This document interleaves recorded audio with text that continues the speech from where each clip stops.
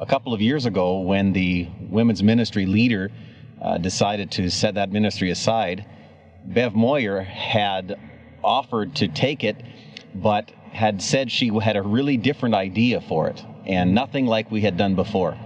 My heart is in doing things for people.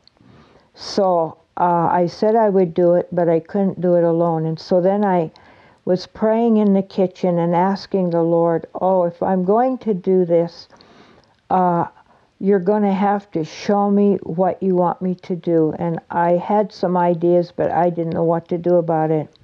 And then Joanne called from Shining Light, and I asked her if they could use clothing and quilts that we can make in that, and she said that they could. And then I just knew that that's what the Lord would have us do. The women said that they were willing to help her and support her if she would take it on, and we thought it could use a shot in the arm, a rejuvenation anyway. And so she did. She started to encourage them with doing the quilts for Shining Light Ministries to be handed out. And I'm not sure, I think the first year they did 80-some quilts, and women, not only even from our church, but from other churches, were coming to be involved in the quilt making. It became a real center of things happening in the community. People who didn't even come to church were giving donations of money to buy stuff for the quilts. A lot of times people would stop me on the street and say, well, would you have any use for this kind of material? Or would you have any use for, like, we have a store, and we bought a store, and we got all this kind of material. So I said, yeah. So they would give it to me, and I would pass it on. Because we're not a big organization, it's just a few of us, and we live in a poor area, that we don't have a lot of money, that we can't go out and spend a lot of money for things. So I said, when you go to a store, look for bargains, like for $1 and that. One of the ladies said to me, oh, where do you ever expect us to find anything like that? Because they had never looked for anything like this before. And she said that she went into one store and found all these shirts for $1.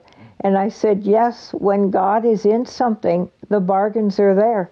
There's been people who have actually come in and just been impressed by the fact that the church has an outward focus instead of an inward focus, which they found refreshing. And so they felt it was a church that they could be involved in. And it kind of opens a door, ultimately, for them to find Christ, of course, which is the whole point. But we have people even people who were driving, one lady driving through Kappas Casing, who happened to be going by the Walmart, and the Walmart was getting rid of a whole 2 or 3 racks of clothes for like $0.25 each. Immediately, and she wasn't even from our church, immediately she thought of the ministry that was going on there and bought all the clothes, like a couple of $100 worth. And it was funny because she got her husband, and as they were stacking it on the conveyor belt to be purchased, then everybody around, the ladies who were checking it and others coming over, and the supervisors, why are you buying this, all the clothes and stuff, and they kept sharing with them about what was going on, and so they gave them a bunch of it free, and it was quite an amazing thing as it was spreading. And that's like a town an hour and a half or so west of here. This summer I went to some garage sales, and I was so blessed because I just come home with just garbage bags. Once I had 20 garbage bags in one weekend, and I got home and I was so excited that I was just bubbling over, and I had to talk to myself and say, okay, Lise, this is only clothes, you don't have to get excited like that. So I had to share it with somebody, so I called Mrs. Moyers up, and we were both rejoicing on the phone to see how blessed we were with these clothes. Our daughter had gone to the yard sale, and there was a bunch of yarn there, and she asked the lady how much she wanted it for. And the lady, she told her what I would do with it. So the lady says, well, you can have it for $10. And there were 48 balls of yarn that we were able to knit up these scarves and toques with. I just started to help also with making blankets, and it is a great blessing to do that. And I also knitting slippers, and I did knit some toques and shawls, and I hope that God will bless the children who wears them. And it is a great blessing to do those things for others. And I'm convinced that there's a lot of us that have time that we can do things. And the Lord is honored. You don't have to go out and do some big major thing.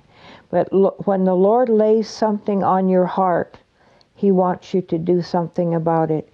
I had spare time on my hands, and they were doing this here project, so I figured, well, I'd give a hand, but it's not my type of thing, but I just figured I'd help. I learned a lot, and because I'm a person that is around town lots, well, it's given other people, well, they see my picture in the paper that I help with this, and they said, well, can you help me with this, or I have this for you, or I have that for you. So yeah, anybody can do this because, like I said, I'm not a sewer, not anything like in that, and yet because I offered my help, and the picture was in the paper, and I know a lot of people in town, it just opened doors that wouldn't have been opened otherwise. I've been working with Mrs. Moyer now on the quilts for, about 6 months or so.